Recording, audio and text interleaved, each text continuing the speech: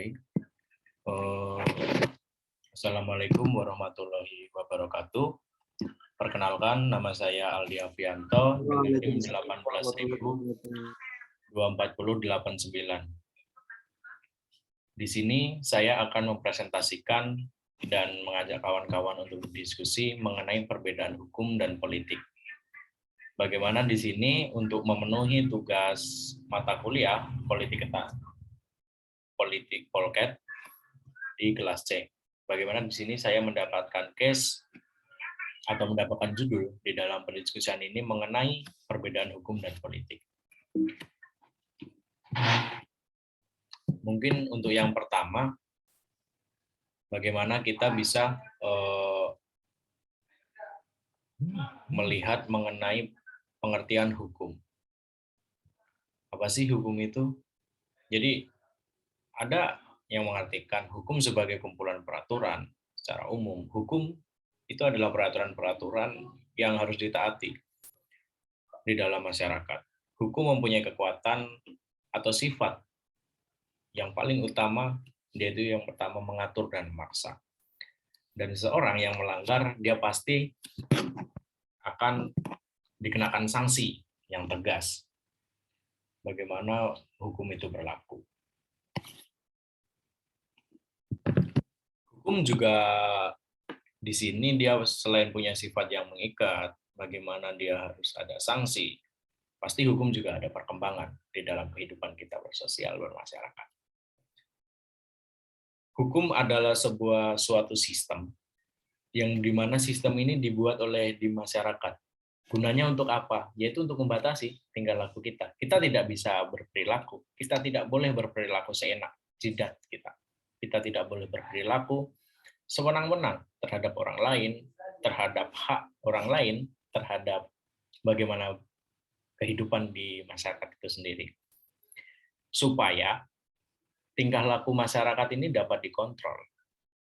Hukum juga dibatalkan sebagai kontrol sosial. Bagaimana hukum dapat membatasi mobilisasi di dalam kehidupan bermasyarakat. Hukum ini adalah salah satu aspek yang paling penting di dalam kehidupan bernegara, berbangsa, dan bernegara kita. Hukum ibaratkan sebuah panglima. Bagaimana dia bisa menjadi alat yang paling kuat untuk mengatur bagaimana politik. Dan bagaimana kekuasaan itu. Kekuasaan, siapa yang bisa membatasi kekuasaan? Cuma hukum. Yang artinya setiap masyarakat ini di dalam hukum itu selain punya hak yang sama, bagaimana kita bernegara, kita juga punya hak yang sama. Kita punya hak hidup yang sama, hak bersosial yang sama, dan lain sebagainya. Selanjutnya lagi mengenai bagaimana kepastian hukum yang baik, bagaimana hukum yang mempunyai kepastian untuk menjamin kehidupan. Bagaimana hukum yang bukan hanya berbicara mengenai kepentingan politis, akan tapi hukum ini harus mempunyai kepastian. Ketika saya berbuat, ketika saya terkena musibah, misalkan berada di muka hukum, berada di pengadilan, kita harus punya kepastian. Yang artinya setiap masyarakat dia mempunyai hak untuk mendapatkan pembelaan yang sama di depan hukum, sehingga dapat diartikan bahwa hukum adalah peraturan atau ketentuan-ketentuan yang tertulis, yang berlaku, dan atau ketentuan yang tidak tertulis. Mungkin ada hukum sosial di dalam kehidupan, misalkan di masyarakat desa, hukum moralis, kita mengenalnya. Yang mengatur bagaimana di situ hukum adanya sanksi yang paling utama bagi setiap seseorang yang melanggar. Bagaimana hukum sebesar tadi sebagai panglima dari keadilan. Bagaimana di setiap perbuatan ketika orang merasa tidak diadil, orang ini ketika si A diadili dan si B tidak diadili, walaupun A dan B ini dia melakukan tugas yang sama, atau A dan B ini dia melakukan perbuatan yang sama melanggar. yang dimana keduanya harus sama-sama mendapatkan hukuman yang setimpal sesuai dengan perbuatannya. Karena gunanya apa? Untuk mencari keadilan tadi. Menurut para ahli, misalkan menurut Aristoteles. Aristoteles sebagai salah satu filsuf yang hidup di masa Yunani. Menurut Aristoteles, beliau mendefinisikan hukum bukan hanya sekedar kumpulan aturan atau peraturan yang dapat mengikat masyarakat, tapi juga kepada pemegang. Aparat penegak hukum dia harus sama dengan masyarakat sipil biasa. Tidak ada pembeda. Karena kita sama-sama. Kita dianggap sama di muka hukum. Kita dianggap sama mengetahui mengenai hukum. Itu tadi. Seseorang melakukan perbuatannya, ketika seseorang itu berpendapat, saya tidak mengetahui mengenai perbuatan saya, kalau perbuatan saya ini melanggar hukum. Tapi sifat dari hukum itu tadi, bagaimana ada salah satu asas yang artinya, yang dimana menyebutkan bahwa ya setiap orang itu dianggap tahu mengenai hukum. Tidak ada seseorang yang tidak tahu mengenai hukum. Jadi setiap orang itu dianggap tahu. Ketika seseorang tidak tahu mengenai ketika mencuri itu dapat dihukum, atau seseorang misalkan melakukan kejahatan di dunia maya, dan di situ ada peraturan yang mengatur mengenai kejahatan tersebut. Akan tapi orang tersebut dia tidak mengetahui kalau ada aturan itu. Di situ kan ada sebuah, apakah saya kena hukum dan lain sebagainya. Iya, orang tersebut pasti akan kena hukum. Karena hukum juga punya sifat, setiap orang dia dianggap tahu mengenai hukum. Utrecht juga punya pendapat bahwa hukum adalah himpunan petunjuk berupa pemerintah, perintah, dan langgaran yang mengatur mengenai tata tertib. Tata tertib harus dipatuhi masyarakat, dan jika seseorang yang melanggar, ya pasti akan dia kena sanksinya. Plato juga menjelaskan bagaimana hukum ini adalah sebuah peraturan yang teratur, tersusun dengan baik, serta dapat mengikat terhadap masyarakat ataupun pemerintah. Yang artinya bukan hanya masyarakat secara sipil aja, akan tetapi di sini aparat penegak hukum, aparat pemerintahan, aparatur sipil negara, ini juga sama di muka hukum. Tidak ada yang membedakan setiap orang di muka hukum. Tugas dari hukum, selain bagaimana hukum itu dia mengatur dan lain sebagainya, hukum itu mempunyai tugas gunanya bagaimana dia mengatur hubungan-hubungan yang terjadi di dalam masyarakat, supaya masyarakat bisa dikontrol. Masyarakat tidak kacau. Ketika hukum tidak ditegakkan, pasti akan kacau. Dan di dalam mengatur hak-hak dan kewajiban, kadang yang sering diatur adalah tentang kewajiban-kewajiban yang harus dilakukan, sedangkan tentang haknya tidak ditonjolkan. Yang artinya, di sini ada hal-hal bagaimana hak dan kewajiban kita sebagai masyarakat di situ kurang dinamis. Kenapa hak kita sebagai masyarakat, kita punya hak untuk berbicara di muka umum, kita punya hak untuk menyampaikan pendapat dan sebagainya. Akan tapi kita di situ juga punya kewajiban. Misalkan ketika kondisi terkini, ketika kita melihat mungkin 1 tahun kebelakangan, misalkan ada isu mengenai RKUHP, ada isu mengenai Undang-Undang Omnibus Law. Apakah kewajiban kita di situ berlaku?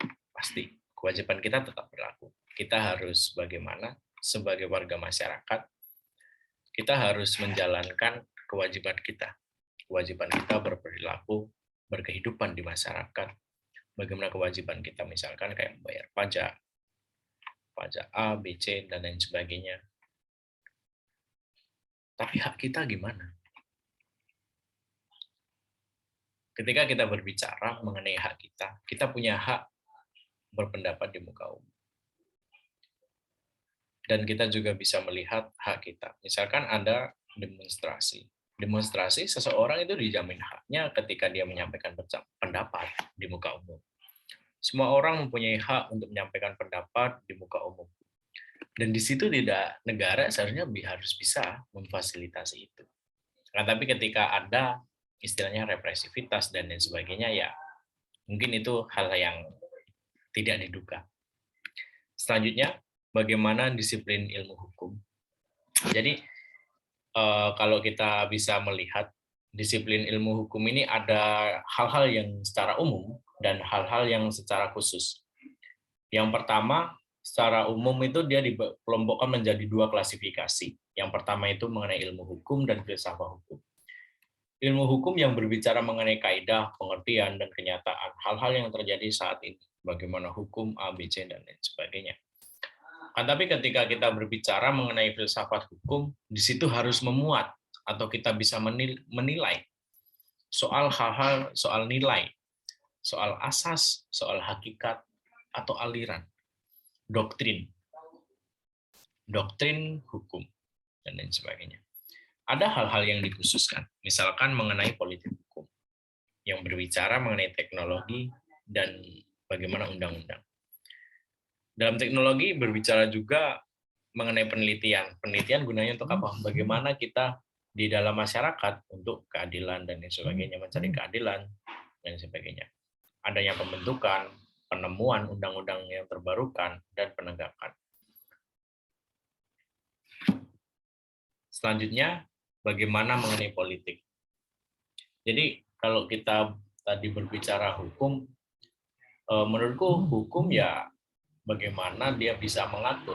Hukum yang baik adalah hukum yang bisa mengontrol masyarakatnya dan bisa diterima secara umum.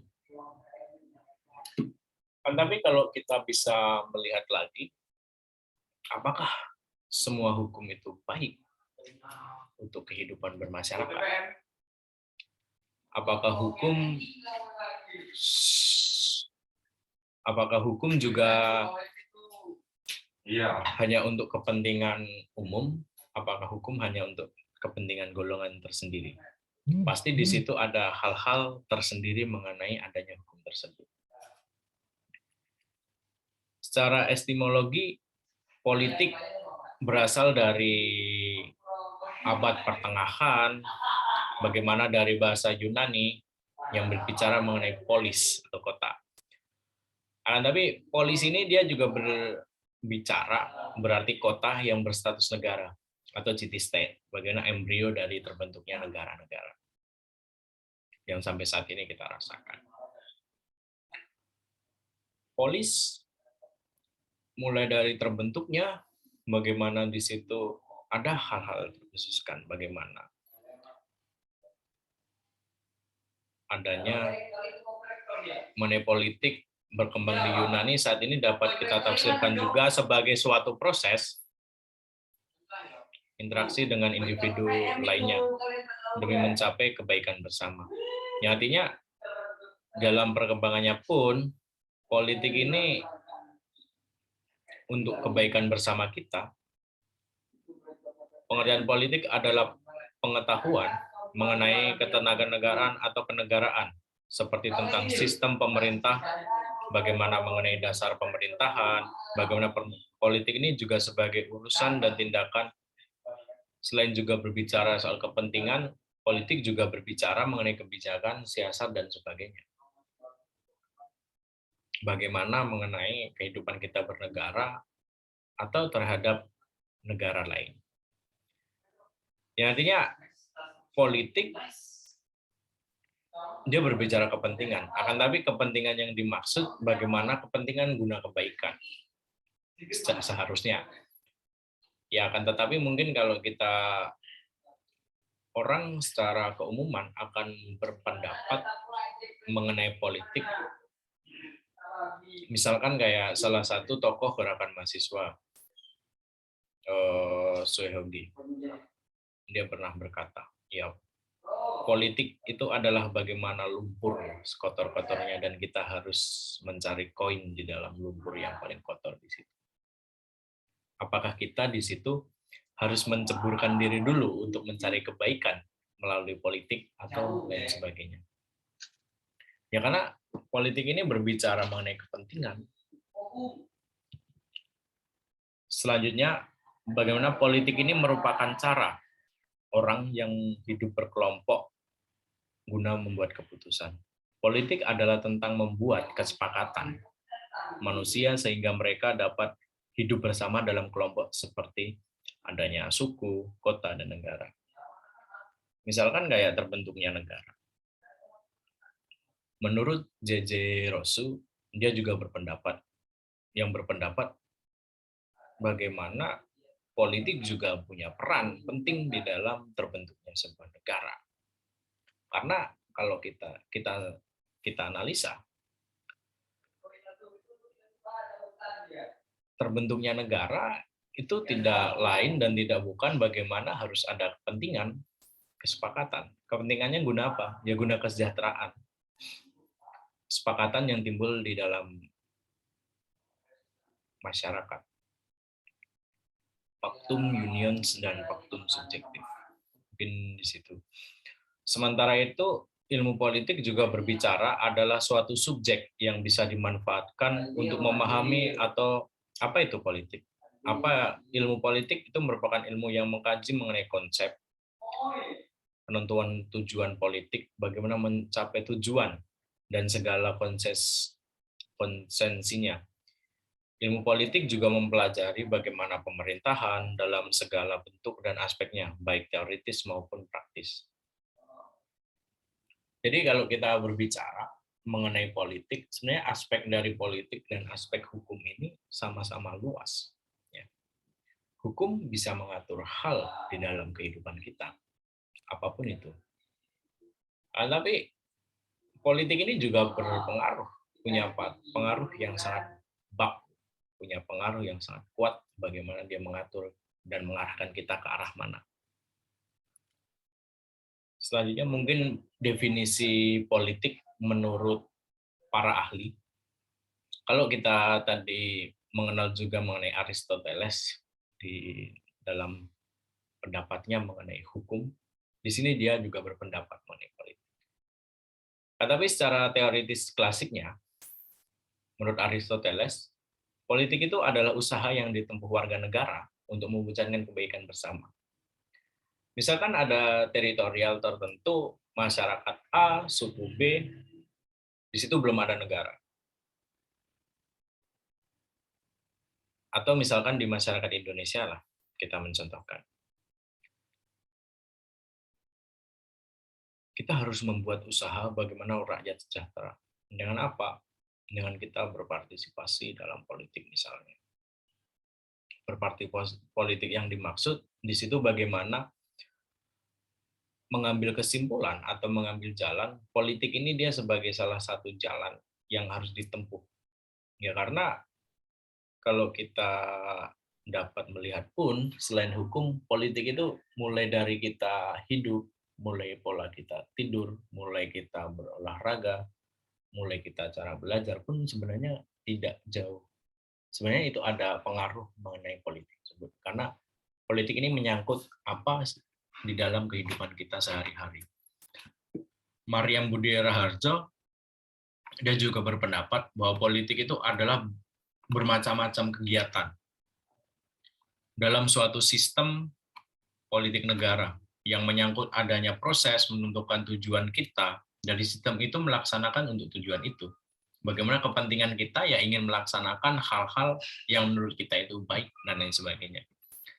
Ramlan juga berpendapat mengenai politik.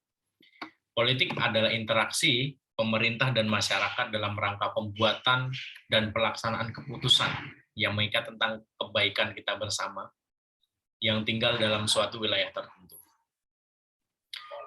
Jadi hal-hal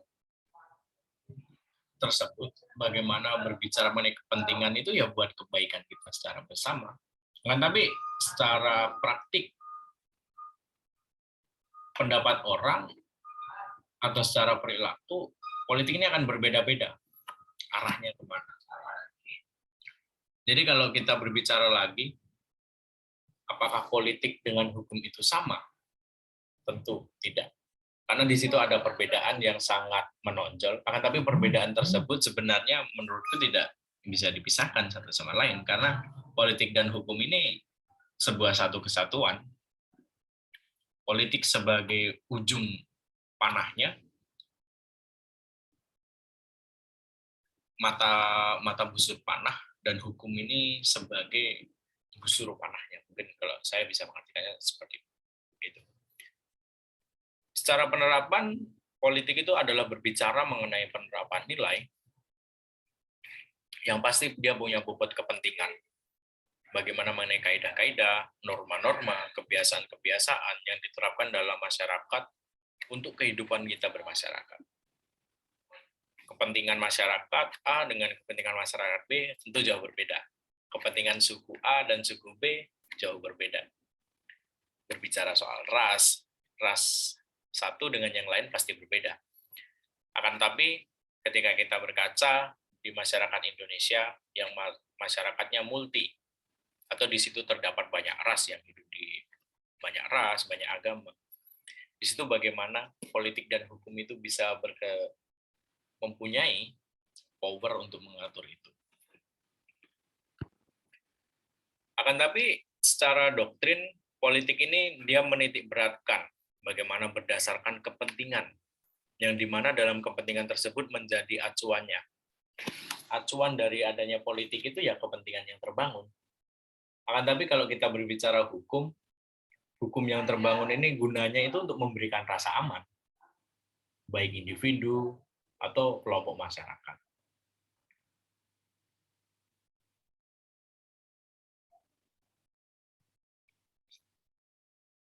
Jadi kalau kita berbicara lagi, sebenarnya politik dan hukum itu adalah sebuah hal yang tidak bisa kita pisahkan, yang pertama. Yang kedua, dia pasti akan berjalan seiringan. Karena kalau kita lihat, politik dan hukum ketika berpisah, pasti di situ akan ada kecacatan. Apa kecacatan yang dimaksud?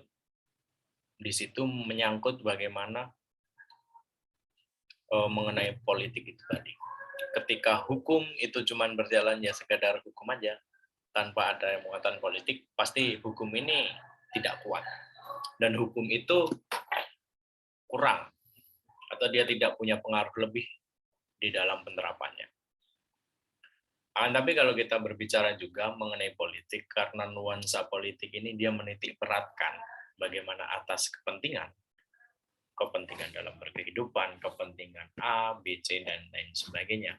Di situ pasti akan buta ketika kita melihat politik tersebut cuma berjalan sendiri atau tidak dibarengi dengan hukum. Tapi sebenarnya politik dan hukum ini, kenapa dia bisa saling berpengaruh? Misalkan kalau kita melihat pendapat Mahfud MD tentang politik ketatanegaraan, yang berbicara soal determinasi keduanya, antara hukum dan politik.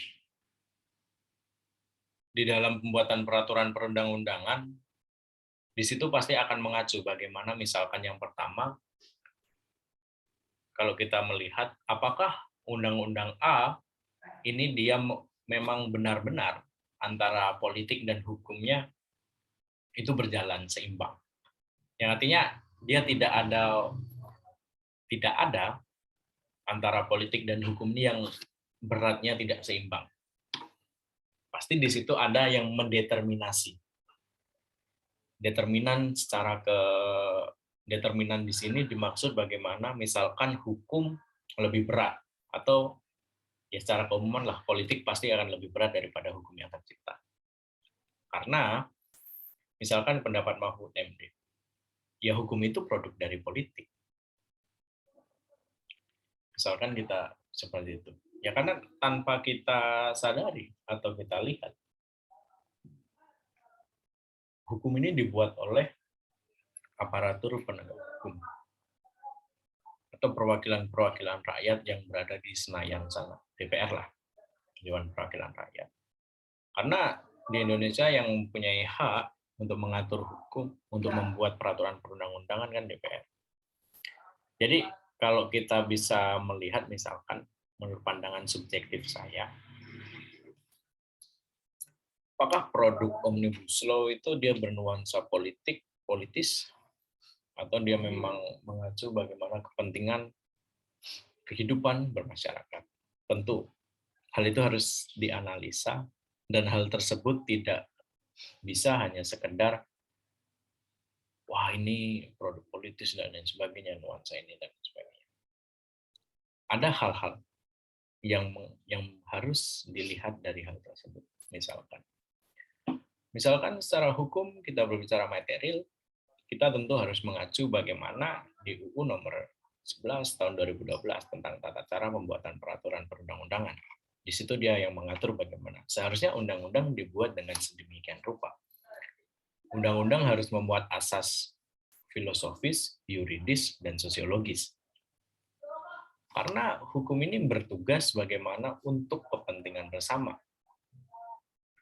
Di situ nggak ada asas politik, asas kepentingan kan nggak ada. Akan tapi kepentingan yang dimaksud di sini bukan atas kepentingan individu, kan tapi bagaimana kepentingan secara umum. Ya ketika kita berbicara kepentingan secara umum masyarakat, pasti di situ akan meninggalkan bagaimana kepentingan pribadi seseorang. Yang artinya politik ini ada hal-hal yang sebenarnya dia akan bersikap egosentris, ego. Politik punya sifat ego yang sangat kuat, kepentingan saya ketika berpolitik itu hanya A. Dan kepentingan walaupun kepentingan masyarakat B, ya saya harus mengejar A, nggak mungkin saya mengejar B. Itulah politik. Ketika hukum, bagaimana kita berbicara, masyarakat harus aman ketika adanya peraturan tersebut. Dan masyarakat, dia harus punya kepastian kemana dia mau mengadu ketika ada permasalahan dan lain sebagainya.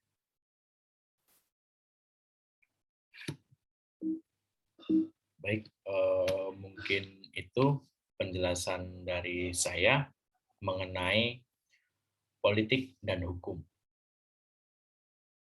Terima kasih. Silakan untuk kawan-kawan jika mau yang bergabung di Zoom ini, jika mau bertanya,